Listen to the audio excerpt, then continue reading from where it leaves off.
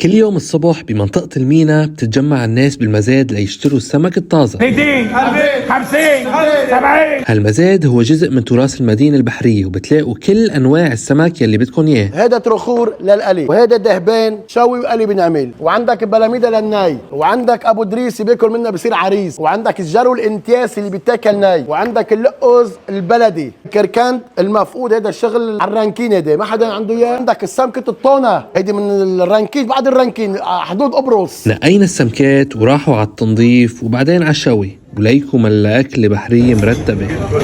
يا عين على العسل. البحر مصدر مهم إلنا، وهو جزء من النظام الغذائي للناس على المتوسط على مدى آلاف السنين. بس أولكم، هالأسماك حتضل موجودة وقادرة تتكاثر ببحرنا؟ في قوانين الشباك الضيقة بس ما حدا عم يطبق قليل، ليه؟ ما عندهم عسكر، ما عندهم علم لهالشيء. نحن قد ما فينا منراعي الثروة السمكية. في قوانين كتير لنحافظ على الثروة السمكية.